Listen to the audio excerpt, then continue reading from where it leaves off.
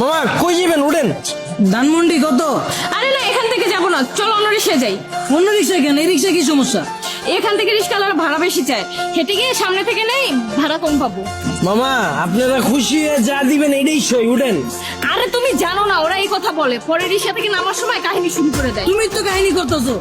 একটু আগে বাসের হেল্পারে দেখে গেলে বাসে উঠবা না, এখন আবার রিক্সাও তোমার সমস্যা। সব জায়গায় গেলে তোমার সমস্যা আর সমস্যা।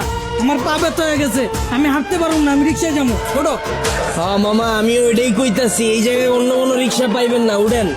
ওঠো ওঠো, চলো মামা। কি খেলা দেখাইলি রে টুম্পা, শিখলাম। মামা তুমি টুম্বা কইলা কে? টুম্বা কেডা? মামা কঠিন কাহিনী, আমার গার্লফ্রেন্ডের নাম ছিল টুম্পা। কি কও মামা? আমার গার্লফ্রেন্ডের নাম তো টুম্পা। কি কও মামা, আসলেই? হ্যাঁ, কিন্তু মামা তুমি রিক্সা চালাও আর প্রেমও করো, ব্যাপারটা কিন্তু ইন্টারেস্টিং। না মামা প্রেম করি না তো, করতাম। আর রিক্সা চালায় তো প্রেম করি নাই মামা, ওর লাগে প্রেম করছি দেখে আজকে আমার রিক্সা চালাইতে হইতাছে। আর নাহলে তো মামা আজকে আপনার জায়গায় থাকতাম। আরে টুম্পা, তোর লাগে প্রেম কইরা আজকে আমার হাতে হ্যান্ডেল পায়ে প্যাডেল। কি কও মামা? প্রেম করে মানুষ দেবদাস হয়ে যায় বলছি, কিন্তু প্রেমের লাগে মানুষ রিক্সা চালায় এটা প্রথম শুনলাম।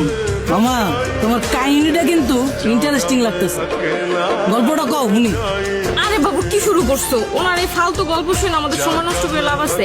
তার চাইতে চলো তুমি হেডফোন বের করো, আমরা গান শুনি। আরে না, মামার কাহিনীটা অনেক ইন্টারেস্টিং। মামা তুমি কও। না মামা থাক, বাদ দেন। মামি উনতে চাইতেছে না, পরে দেখা গেল আমার কাহিনী হইনা চিত্তা যাইব। আরে মামা তুমি তোমার গার্লফ্রেন্ডের কাহিনী কইবা, এটা তো হয় চেতবকে। কও মামা শুনি। মামা কি কমু দুঃখের কাহিনী, ও একটা জিনিস আছিল মামা, খালি চুস্ত। চুস্ত মানে? পুরা কাহিনী কই মামা, শুনেন তাইলে সেনা বুঝবেন। ওর মায়ায় বইরা মামা একটা চাকরি করতাম, ওই চাকরিটাও গেছে গা। ওরা আর কি করার, বন্ধু বান্ধবের টাকা ধার লয়ে ওর লগে দেখা করতাম।